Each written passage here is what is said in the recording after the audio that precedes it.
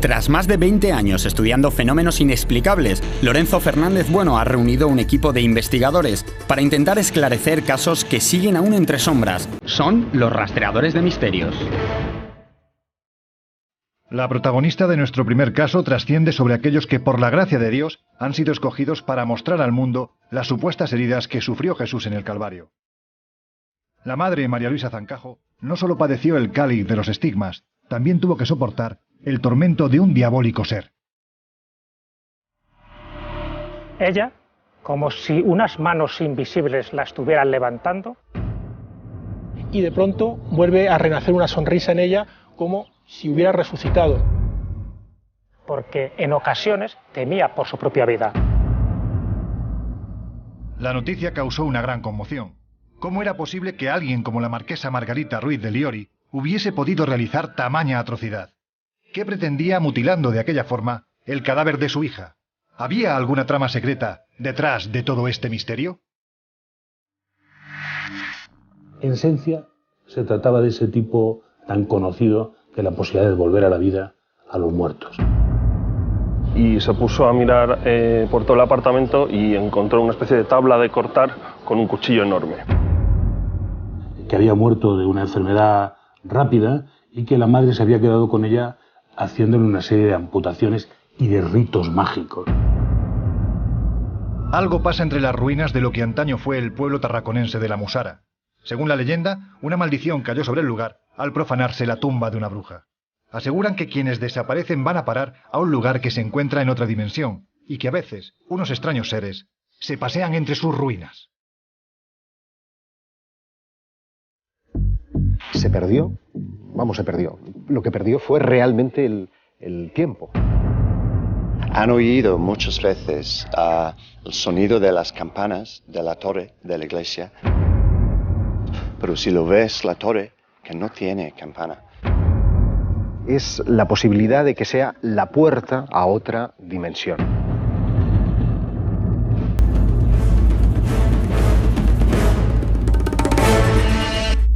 Estas son unas imágenes únicas que muestran el dramatismo con el que en ocasiones se puede vivir la fe, posiblemente sin ni tan siquiera desearlo. Son estigmas, sufridos años atrás por una monja española que ahora, más de medio siglo después de su muerte, podría estar a punto de aumentar su leyenda. En octubre de 2010 se abrió la causa de canonización de la madre María Luisa Zancajo de la Mata, fundadora de las Misioneras de la Caridad y la Providencia, proceso que concluyó el pasado 28 de enero de 2012 tras 3 años de intenso estudio por parte de la diócesis de Albacete. Ahora que a punto está de ascender a los altares, su historia retorna al presente con fuerza.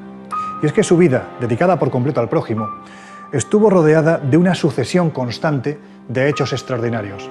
Se llamaba María Luisa Zancajo, y es posible que sea la última estigmatizada de la cristiandad.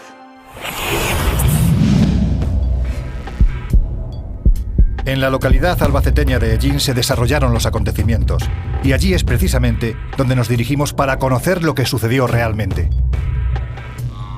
En Ellín pasó los años más importantes de su vida la hermana María Luisa Zancajo, ayudando a los vecinos del deprimido barrio de Las Cuevas, y cuentan sus biógrafos que su estancia en este lugar estuvo marcada por el sufrimiento y los fenómenos extraordinarios.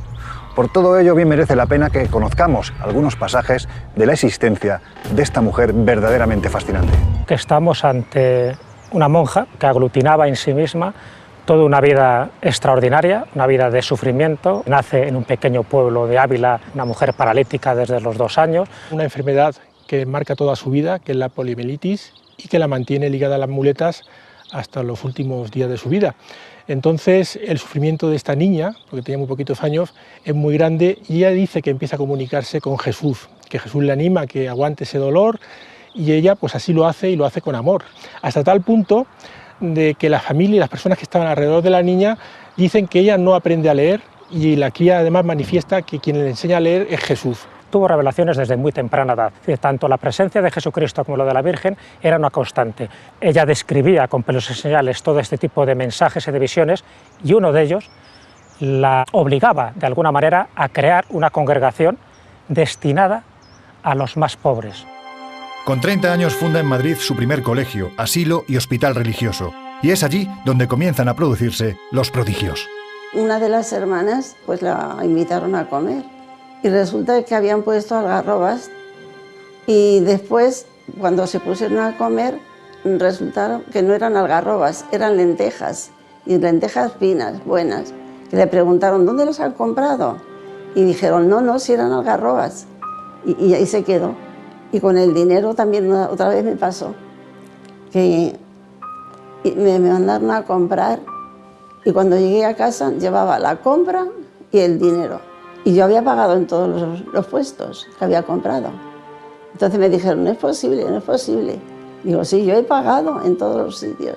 Y iba con el dinero y la compra. Y en 1950, María Luisa, sufriendo en silencio los extraños acontecimientos que parecen estar poniendo su fe a prueba, llega a la localidad albaceteña de Ellín. En este deprimido barrio de las Cuevas, dará rienda suelta a su vocación de ayuda a los más desfavorecidos, intentando esquivar la mirada de un siniestro personaje que aparece sin previo aviso y que intentará hacer de su vida un infierno. A la madre el Señor le manifestó o lo trajo aquí a Ellín, porque a Ellín vino de una manera prodigiosa. Una nevada que hubo en Madrid, no hubo colegio y desapareció la madre de la casa y apareció aquí en Ellín. Miraron en la habitación de la madre María Luisa, puesto que no había bajado al desayuno. La madre había desaparecido. A todo esto, esta mujer llegaba a esta estación y con un señor que le llaman de apodo el Calcetines, la llevó al párroco. El párroco dijo, monja, ¿qué hace usted aquí? ¿Pero qué hace usted aquí? ¿Por qué ha venido aquí? La monja no tenía ni idea de por qué había venido allí. El tiempo, más adelante, le daría la razón del por qué había venido allí. Entonces es cuando ya vimos o vieron que era necesario abrir una fundación aquí, porque era el lugar más pobre, ciertamente. Los fenómenos que se dan en la Madre María Luisa pues son los típicos de un personaje místico, de la altura de Santa Teresa de Jesús. Ella dice que 7 querubines le clavan sus espadas de fuego en el corazón. Esto lo sufre durante varias veces a lo largo de los últimos años. Lógicamente, el que más llama la atención es el fenómeno de la Pasión de Cristo, donde ella pues sufre los estigmas en los pies, en las manos. De todos estos sucesos ciertamente insólitos, hubo muchos testigos, especialmente las hermanas de la congregación que ella misma fundó. Pero si hubo uno que destacó por encima del resto, fue el padre Manuel Soria. Él fue su director espiritual, su confesor y el testigo de esos últimos años donde se produjeron todos los prodigios alrededor de la Madre María Luisa. En uno de esos septenarios en que la Madre María Luisa recibe las punzadas de las espadas de fuego, el padre Manuel Soria más o menos hace un cálculo de dónde podrían estar las empuñaduras de las espadas y le pasa la mano por encima y ella hace un gesto de dolor, teniendo los ojos cerrados, como si realmente estuvieran tocando esos puñales que estaban clavados en el corazón. El padre Manuel Soria fue tomando nota de todos los prodigios, de todos los fenómenos sobrenaturales, y estamos hablando de arrobamientos, del don de lenguas, de la presencia del calvo, de bilocaciones, de levitaciones. Hace ya mucho tiempo el padre Manuel Soria invitó a un amigo y a mí a enseñarnos algo que no había visto nadie o muy poca gente, ¿no? La pasión que sufría y que vivía la Madre María Luisa los viernes de Dolores en los últimos 5 años, y puedo decir simplemente que son imágenes que no olvidaré jamás y que bueno, realmente de alguna manera cambiaron mi vida. En esa película muda de 20 minutos ves esos gestos de sufrimiento que esta mujer está teniendo, como mana sangre tanto de su cabeza como de sus manos.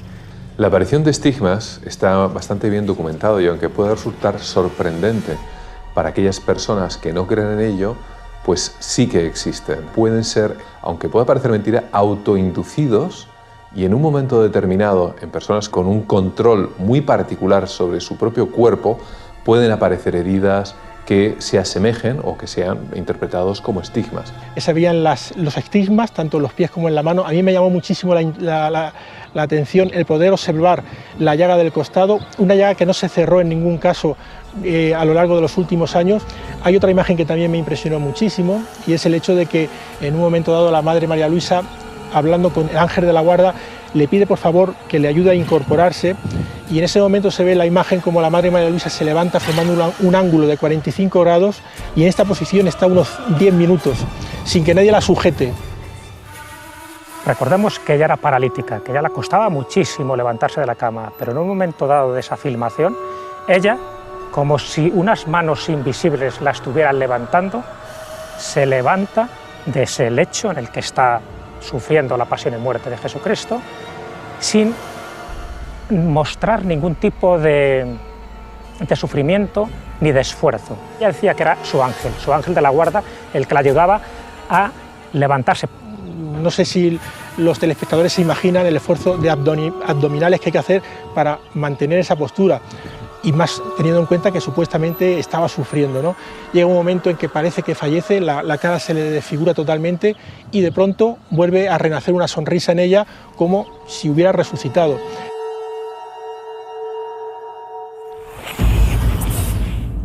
Su prodigiosa aparición en Ellín fue uno más entre los numerosos casos en que María Luisa parecía desaparecer de las habitaciones o era vista en varios sitios a la vez. El padre Manuel Soria estaba con la madre María Luisa en Carcagente y a esto le llaman desde Madrid diciendo que, bueno, ¿cómo es que la madre María Luisa estaba en Madrid y no habían avisado? Hay varios testigos que la vieron presencialmente. No estamos hablando de una visión lejana, de alguien que se podía parecer a la madre María Luisa, sino que los testigos de un sitio y de otro aseguraban que en ese mismo momento la madre María Luisa estaba con ella. Lógicamente la sorpresa del padre Manuel Soria fue mayúscula porque tenía a la madre delante y era imposible que a la vez pudiera estar en Madrid. En Carcagente, la madre María Luisa está con Sor Ángeles Luján. En ese momento, Sor Ángeles Luján le entrega una medalla de la Milagrosa y en ese momento, en el momento que se la entrega en la mano a la madre María Luisa, aparece automáticamente en la mano de la madre María Luisa que está en Madrid. Una vez que se produjo, el padre Manuel Soria tuvo la delicadeza y el detalle de ponerse en contacto con todos los testigos, a anotar todo lo que dijeron y está todo registrado y certificado en los archivos de la congregación. Pero la madre María Luisa era víctima de una terrible pesadilla, de algo que los expertos definen como sugestión diabólica. Y es que, por lo visto, la monja abulense recibía ataques diabólicos por parte de un ser que ella misma denominaba el Calvo para evitar pronunciar su verdadero nombre.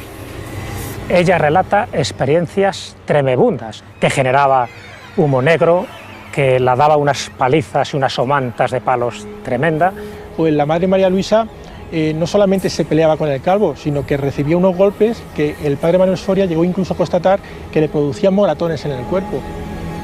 Se sentía realmente traumatizada porque en ocasiones temía por su propia vida. Ella decía que cuando se peleaba con el Calvo estaba en el infierno, estaba acompañado de otras entidades también diabólicas, el habitáculo se llenaba de humo negro que luego desaparecía de repente o olía a azufre.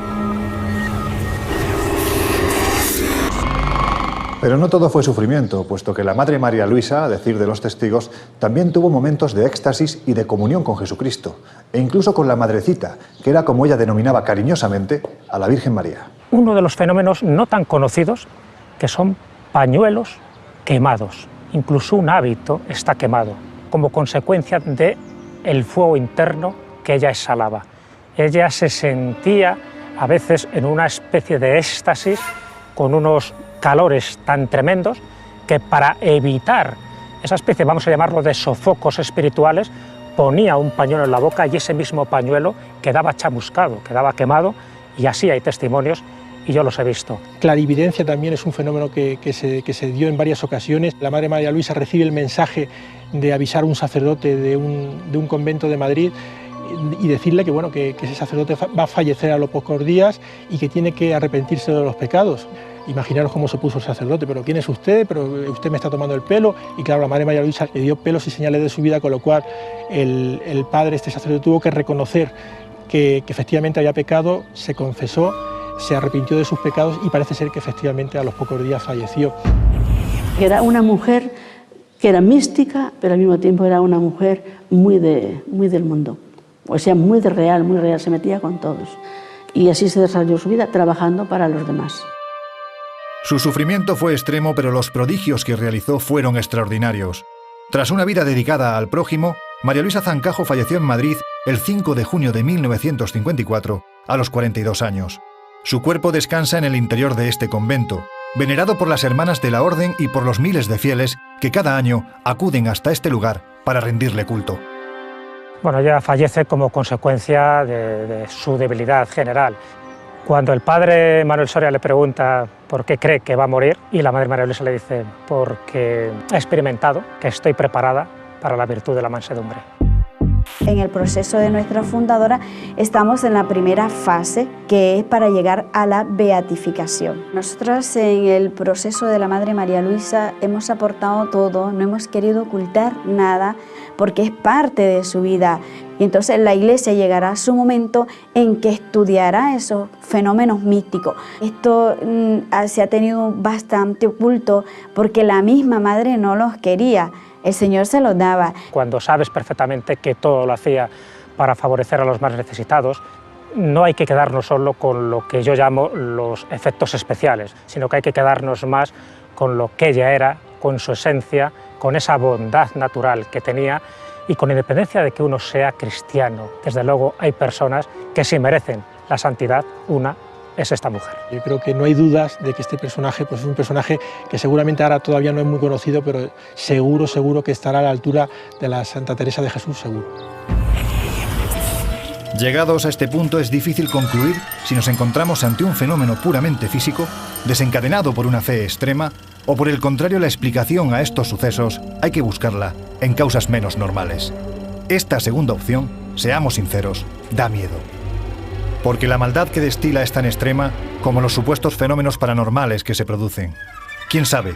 Quizás para que el resto de la humanidad continúe por senderos equivocados, es necesario que gentes así se sacrifiquen por todos. Hasta el día en el que, en vista de nuestro agradecimiento, dejen de hacerlo. Y entonces, ¿quién sabe?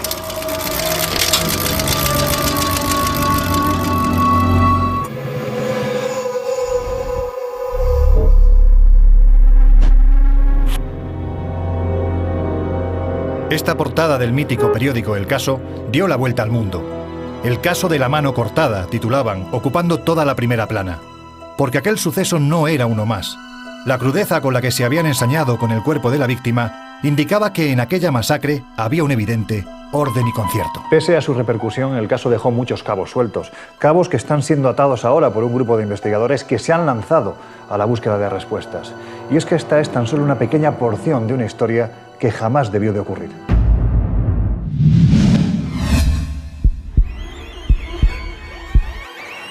Y es que, además, la protagonista indiscutible de esta investigación fue una dama de la alta burguesía, sin duda una de las mujeres más enigmáticas del siglo XX. Se llamaba Margarita Ruiz de Liori, marquesa de Villasante y baronesa de Alcajalí, y vivió en esta casa de la calle Princesa número 72, en el centro de Madrid. Aquí cometió el más terrible de los actos, mutilar a su propia hija. Y la cuestión es, ¿por qué lo hizo?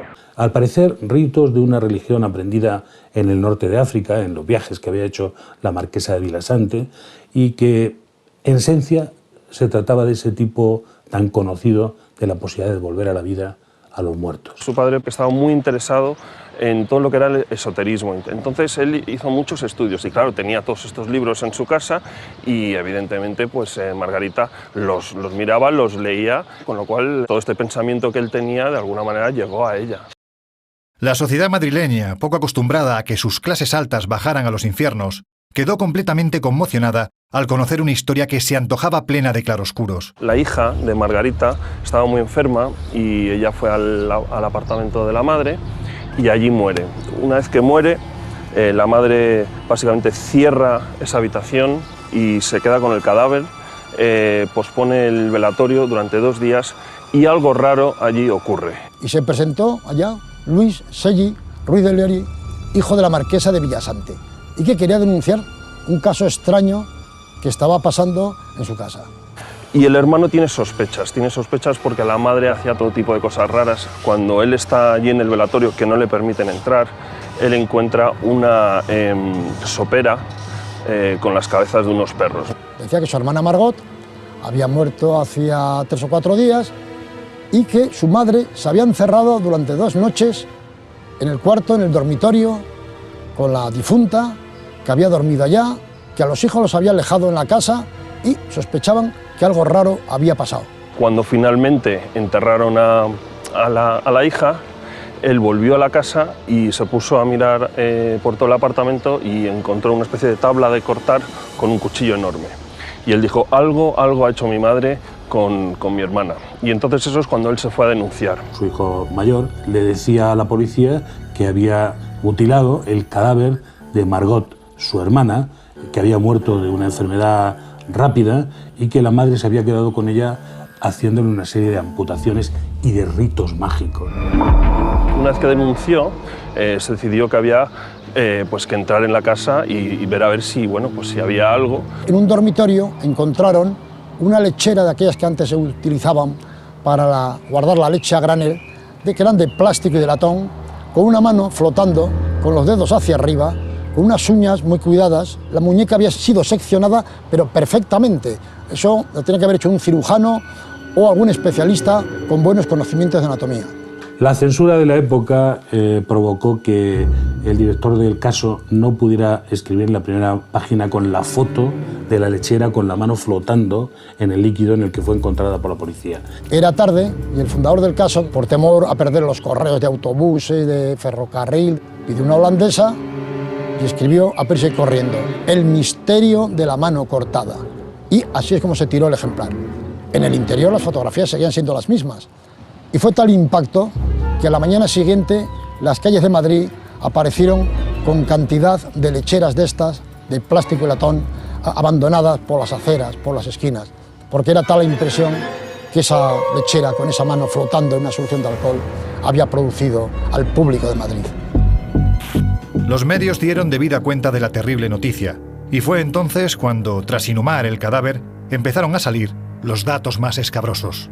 Como había sido enterrada, hubo que hacer una exhumación y los forenses reconocieron todo el cuerpo de la chica que había fallecido de un cáncer y estaba con la mano derecha mutilada, cortada, con un bisturí, en un trabajo muy bien hecho de alguien que sabía la medicina suficiente para hacer algo así. También descubren que le falta un trozo de la lengua y que también le han sacado los ojos a la hija de Margarita. Vuelven al apartamento y ahí efectivamente en unos botes encuentran los ojos y encuentran el trozo de lengua. Si fue ella, la pregunta clave es ¿por qué lo hizo?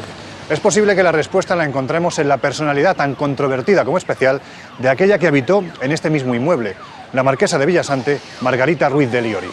Pues Margarita Ruiz de Liori realmente fue una mujer muy adelantada a su tiempo, una de las primeras mujeres en España que hicieron una carrera de Derecho, que tuvieron un carnet de conducir, aficionada al tiro, aficionada a falsificar cuadros, incluso se habló de que había traficado con marihuana que traían desde Marruecos. Ella era marquesa de Villasante, baronesa de Alcalí, abogada en ejercicio, destacada pianista, compositora, escritora, pintora, corresponsal de guerra, una persona con una biografía apasionante que había recorrido varios continentes, dando conciertos, actuando. Yo te diría que si hay una palabra que la describe sería indomable. Era una mujer que cuando quería hacer algo, cuando se proponía hacer algo, iba y lo hacía de una manera increíble. Estaba, digamos, fuera del tiempo en el que estaba viviendo, ¿no? Era una mujer excepcional, absolutamente pionera en todo. Estuvo de periodista en el norte de África. Es muy probable que fuera una patriota que se infiltró en las tropas de Abdelkrim. Esta mujer, con sus dotes de persuasión, se hizo amante de Abdelkrim, líder de la Revolución Rifeña. Gracias a ello, salvó la vida al general Franco en una emboscada que le habían tendido los rifeños y que ella, por su acercamiento a Abdelkrim, le pudo avisar. En los últimos años de su vida, según parece, aficionada a la magia negra y a prácticas hechiceras que había aprendido en el norte de África, empezó a ejercerlas con la numerosa colección de animales que tenía en su palacete de Albacete y en algunos otros sitios. Ella creía que con esos ritos, por ejemplo, la amputación de la mano y de otros lugares del cuerpo, con la que podía intentar que fuera resucitada por medio de una extraña y que nunca llegó a aclararse ceremonia. Pero, ¿lo hizo sola? ¿O por el contrario, tal y como se reflejó en su momento, detrás de la mutilación de Margot Shelley se hallaban unos extraños personajes de aspecto nórdico? Si esto es así, ¿quiénes eran y qué estaban haciendo en la casa de la marquesa? Esto tiene que ver con la casa que tenía la marquesa en Albacete. Y se decía que había unos señores altos, rubios, con ojos azules, evidentemente no españoles, que entraban y salían de la casa y que no se sabía muy bien qué es lo que estaban haciendo. Se corrió la voz de que al parecer en los sótanos había un laboratorio donde estaban trabajando 2 científicos alemanes, al parecer criminales nazis huidos que estaban ahí investigando. Hasta se comentó que por ahí podía haber pasado el doctor Mengele. Apareció una carta en la cual se afirmaba que habían 2 humitas estado en un sitio de Albacete, en la casa de una señora de alta alcurnia, que tenía muchos animales y donde habían hecho sus experimentos. Entonces, los famosos científicos podrían haber sido humitas. Era un tiempo en que los humitas estaban contactando con alguna gente destacada en el tema de la ufología, aquí en Madrid, y entonces dicen que esos científicos estaban en contacto con los humitas y que estaban experimentando con virus procedentes de otro planeta, del planeta Humo. Y justo en ese momento es cuando pudo participar en alguno de los experimentos que llevaron a su muerte precisamente por afectación o de ese retrovirus o de algún tipo de radiación.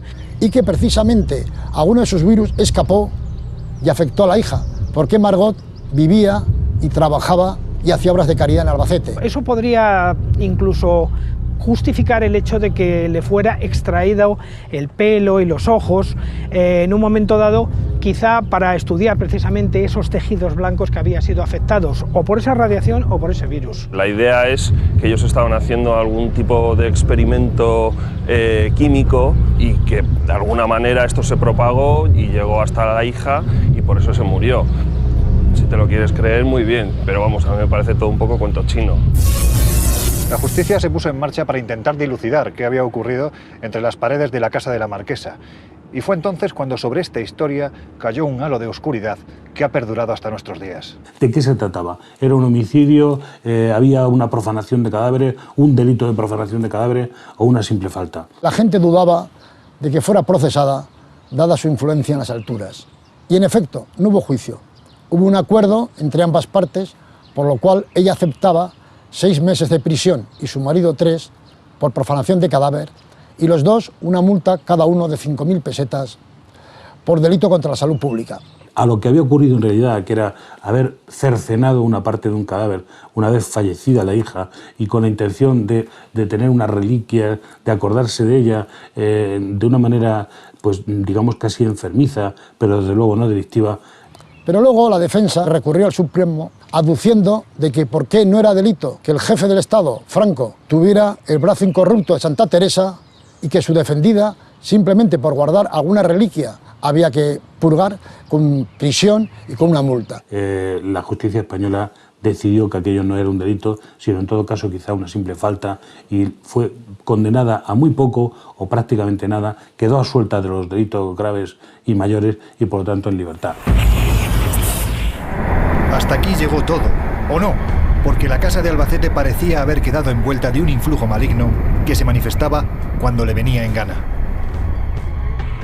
En Albacete le llamaban la casa de los fantasmas, porque los vecinos veían que había fiestas nocturnas donde iban prebostes del régimen, al igual que en la casa que tenía en Barcelona, y en fin, todo tapizado de rojo, con velas que se movían. Se sospechaba que allá pasaba algo. Pues había un señor que trabajaba allí y habló del cuarto del Moro. Y él describía el cuarto del Moro como un subterráneo donde entraba la marquesa por las noches con una vela, había esqueletos, había calaveras. Hoy en día aquí se encuentra la Delegación de Industria de Castilla-La Mancha, pero décadas atrás, en este mismo lugar, en el número 52 de la calle Mayor, se encontraba la casa de la marquesa Ruiz de Liori, esa misma mansión a la que el Diario de Levante calificó como la casa de los fantasmas. Pues bien, en la década de los 90 algo ocurrió para que un grupo de investigadores pasaran 2 noches en su interior y obtuvieran resultados simplemente sorprendentes. Se detectaron una serie de fenómenos que la gente del barrio fue escuchando, como golpes, presencia detrás de los cristales, incluso alguna especie de grito, alguna cosa que no tenían un origen claro. Efectivamente, este tipo de fenómenos llamaron la atención de los investigadores de la zona que fueron a la casa a intentar averiguar qué era lo que estaba sucediendo. Y se grabaron psicofonías extrañas que además poco o nada tienen que ver con el patrón común de este fenómeno, ¿no? Efectivamente, son 2 psicofonías profundas que tienen elementos propios de las psicofonías, pero tienen otros elementos que no lo son. Son muy chirriantes, por ejemplo, y además vienen acompañadas de muchísimo ruido ambiente y como que les falta lo que en investigación de psicofonía llamamos la aportadora.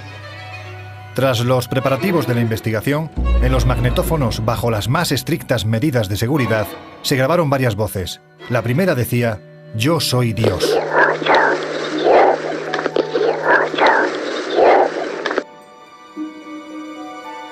Posteriormente, ya bien entrada la madrugada, surgió la voz de un niño que decía: «Mamá, frío, miedo».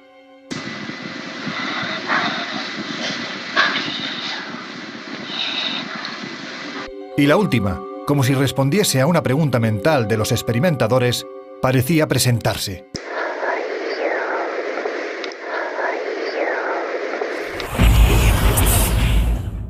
¿Quién fue realmente esta fascinante mujer? ¿Por qué llevó a cabo un acto tan deleznable como fue mutilar a su propia hija? ¿Qué secretos se llevó a la tumba? Esta mujer simplemente se había descuidado mucho de los hijos, no les había prestado la atención debida. Ese es el motivo que cuando la hija pequeña, Margot, falleció, pensando que era una santa, pues decidió quedarse con alguna reliquia. Pero claro, el fenómeno impactó de tal forma, no por el hecho en sí, sino por la personalidad de la marquesa. Nadie sabe muy bien exactamente por qué llegó a este extremo. Ella siempre ha alegado que era una especie de reliquias, o sea, pues una especie de forma de recordar a su hija. Que es una señora muy echada para adelante, muy culta, muy guapa y muy distinguida para la sociedad de la época. ¿Qué pasa? Que cuando la encontramos en la mano cortada ya es una persona mayor que vive en la calle de la Princesa de Madrid, una familia, unos hijos, uno de los cuales no le quiere dar las cosas que le exige, especialmente relacionadas con la herencia, y él la denuncia, haciéndole un flaco favor a su madre y produciéndole una vergüenza pública. No sabemos qué o quién está detrás de las voces sin rostro que aquí se grabaron hace apenas unos años. No sabemos por qué mutiló a su propia hija, ni por qué se dio a coleccionar cabezas de perros y cráneos humanos. Tampoco sabemos cuál fue su relación con los extraños personajes de aspecto nórdico, ni si estaban realizando experimentos secretos en los sótanos de la marquesa, porque esta historia sigue rodeada de silencio. En este cementerio de Albacete descansa en paz Margarita Ruiz de Liori, y con ella todos los secretos que la rodearon en vida, secretos que, dicho sea de paso, se han perpetuado más allá de su propia existencia.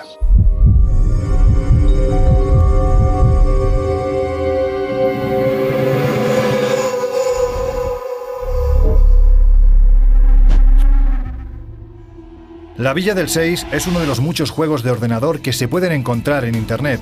Aparentemente no es más que una aventura gráfica de terror psicológico, pero lo cierto es que sus creadores se han basado en un enigma real. Para los familiares y amigos de aquellos que han desaparecido en este tenebroso y a la vez bello paraje que es La Musara en Tarragona, toda esta historia dista mucho de ser un juego. En realidad se trata de una pesadilla para la que todavía nadie les ha logrado dar una respuesta.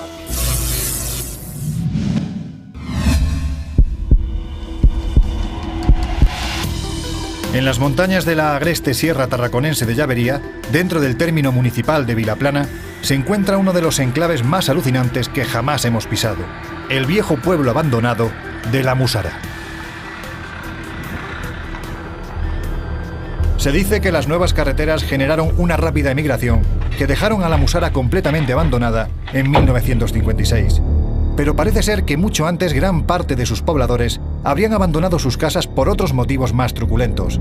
Se trataría de una terrible maldición. Entre 1872 y 1874, durante la Tercera Guerra Carlista, el comandante Cercós cayó herido por las tropas liberales.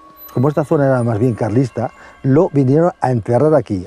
Entonces se enteraron de que subía una compañía, al mando de un capitán de los liberales, a desenterrar el cadáver de Cercós.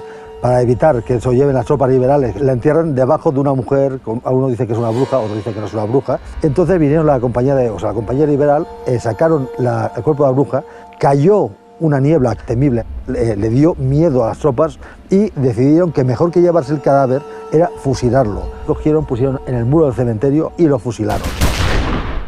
Aquel cadáver se lo llevaron rodeados de la niebla. La tradición oral asegura que tras este macabro suceso, una terrible maldición cayó sobre La Musara y sus habitantes. Josep, lo que sí da la sensación cuando uno atiende a las crónicas del pasado es que los habitantes de los pueblos de alrededor no mostraban un especial aprecio, ¿no?, a los habitantes de La Musara. Aquí convergen prácticamente todos los iconos del misterio, desde las psicofonías, las apariciones, los fenómenos geológicos o geomagnéticos, apariciones de ovnis, desapariciones, saltos en el tiempo. Está todo concentrado en esta pequeña región, pero algo habría de especial para que las gentes de alrededor incluso dejaran en el acervo cultural, dejaran en sus canciones, en sus tradiciones, cosas alusivas a la maldición de la Musara. Una de ellas decía así: «Madre, si marido me dais, no me lo deis de la Musara, que allí siempre hay niebla y la tierra no me agrada». Quizá todo fuera parte de una leyenda nacida a raíz de la siniestra y espesa niebla que oculta el lugar, pero aún hay más. La tradición oral ha traído hasta nuestros días una curiosa historia. A pocos metros del pueblo hay un viejo caserío, derruido por el paso de las décadas, y en el que, según dicen, se encuentra una puerta que lleva a otra dimensión. Siempre se ha dicho que existe como mínimo una puerta a otra dimensión. Se ha vinculado una masía, que tampoco estaba muy localizada, vinculada al número 6, donde la gente desaparece, cambia de dimensión. Yo soy muy escéptico en el tema. Lo que sí está claro es que hay desapariciones y saltos en el tiempo. Una de las leyendas que corren en torno a la Musara es la posibilidad de que sea la puerta a otra dimensión. Y en concreto hay una historia que nos habla de la piedra de Sis, la piedra de 6, un número que tiene una cierta vinculación con el diablo. Dice que poniéndose allí se hace un salto a otra dimensión, que se pierde la gente, ¿no? Como unos regresan y otros no regresan. Se dice que tan solo con pisarla tendríamos ese acceso a ese otro universo puerta.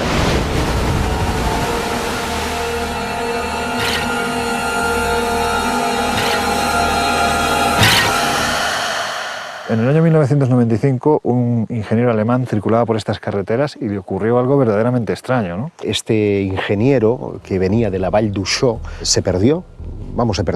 Lo que perdió fue realmente el tiempo. Y es una sensación que he podido recoger, además de forma personal, con otros testigos en esta misma zona, que recorridos que ellos suelen efectuar en un determinado tiempo y además con una regularidad. Después reparan en los relojes que el tiempo o se ha dilatado o en algunos casos también se ha cortado. Muchos teóricos concurren en que la niebla es un factor decisivo en todos esos elementos. En el año 91 fue uno de esos días típicos de aquí que sube mucho la niebla. Una pareja americana que vinieron aquí a recoger setas, la mujer iba delante de su marido y cuando ella se giró para hablar con él se dio cuenta de que no estaba. Estuvieron buscaron que no se hubiera caído un acantilado y no lo encontraron. De repente, al cabo de 6 meses, apareció. Cuando lo recogieron los médicos y le preguntaron, él dijo que de repente había caído en la profundidad de la tierra y se encontró durante 10 minutos en un pueblo, lo que nosotros aquí le llamamos el Poble 6. Para él fueron 10 minutos, para los demás fueron 6 meses. La desaparición más extraña la protagonizó Enrique Martínez Ortiz, un joven de 37 años. Fue el miércoles 16 de octubre del año 1991. Ese día vino en compañía de 3 amigos para buscar setas. Primero, porque era la zona más idónea, y en segundo lugar, porque se conocían perfectamente los senderos de estas montañas. Pues bien, a partir de ese día no se volvió a saber nada de él. Enrique Martínez Ortiz desapareció en extrañísimas circunstancias. De hecho, los amigos cuentan que cuando fueron a buscar setas en los alrededores de las antenas que están detrás de mí, simplemente se giraron y ya no estaba. Así, de inquietante, de súbito, de sobrecogedor, porque por más que después estuvieron buscándolo, no se ha vuelto a tener noticias de este hombre. Dentro del automóvil encontraron unos medicamentos que le hacían falta a aquel hombre. Se organizó unas partidas, tanto a nivel de policía, de Guardia Civil, e incluso voluntarios de pueblos cercanos, y jamás se encontró el cuerpo. Lo que está claro es que no fue una desaparición, aquel hombre no se fugó, algo sucedió aquí. La persona que acompañaba a Enrique por estos senderos de montaña estuvo en tratamiento psiquiátrico después de aquello. La única prueba que se encontró de su presencia en el lugar fue el cubo que portaba para guardar las setas, en un lugar en el que no existía sima alguna en la que hubiera podido caer. Enrique todos los miércoles solía salir a buscar setas en compañía de amigos, cerraban el bar que tenían en el pueblo y subían a esta zona. Están en una distancia de 2-3 metros, no más, conversando incluso entre ellos, cuando de repente Antonio, que es el que estaba más adelantado, se gira y el hombre ha desaparecido, pero desaparecido absolutamente por completo, que se ha perdido el rastro desde entonces. Una desaparición súbita e inexplicable porque estamos hablando de una distancia y de una situación que no procede a pensar en cualquier otra circunstancia que no sea extraordinaria para que Enrique haya desaparecido. Este es el ábside de la iglesia de San Salvador de la Musara, un lugar que ha sido profanado en muchas ocasiones, no solo por grupos de corte satánico o luciferino, sino también por amantes de la santería y de todas las magias posibles, blancas, negras y de todos los colores. Aquí se han celebrado una serie de ritos desde que se popularizó el pueblo. Yo personalmente he sido testigo de dos. Vimos cómo eso fue en la iglesia, cómo un grupo estaban celebrando literalmente una misa negra. Estos muros estaban llenos de pintadas, de las que apenas quedan algunos restos, desde pentáculos a 666 y otras pintadas alusivas a rituales, así como restos de velas y de otros enseres utilizados en esos rituales. Se ha hablado mucho de que en la Musara se habían visto apariciones de todo tipo de criaturas, pero curiosamente el biólogo y bioquímico Miguel Seguí recogió una serie de entrevistas de gente que aseguraba haber visto aquí mismo en el pueblo y en los alrededores criaturas amorfas, plena niebla, ¿no? Tipo película de terror. Hay gente que han visto fantasmas por las casas viejas que estaban aquí en la calle, que han visto que parecen como gente andando por las casas, pero gente gris, más como niebla que gente normal como nosotros. Gente que estaban aquí por la noche han oído muchas veces el sonido de las campanas de la torre de la iglesia, pero si lo ves, la torre que no tiene campana, y las campanas han sonado muchas veces, que se puede oír por todo el bosque, por el pueblo viejo aquí. En la niebla, más estas fuerzas telúricas, estas fuerzas de la madre tierra que surgen de las rocas mismas, es lo que hace de este lugar un lugar especial. La Musara se ha ganado a pulso el nombre de pueblo maldito, porque aquí concurren toda una serie de fenómenos que hacen de este enclave un icono singular para el mundo del misterio. Cualquiera que venga aquí será capaz de experimentar en carne propia, sobre todo cuando la luz baja y la niebla lo envuelve todo, la sensación del miedo, de mover emociones y sentimientos. El que venga aquí no va a quedar indiferente. Lugares como la Musara parecen abrir ese puente que une lo visible con lo invisible. Ese camino que en ocasiones sufre una fractura por la que, quién sabe, se cuelan fenómenos que aquí no somos capaces de interpretar. Sea como fuere, en este lugar se han producido un elevado número de desapariciones misteriosas, sin que aún sepamos muy bien por qué, para mostrar que cuando cae la noche, el sitio se transforma, dando rienda suelta a nuestra imaginación o a los fenómenos que entre las sombras parecen saber muy bien lo que hacen.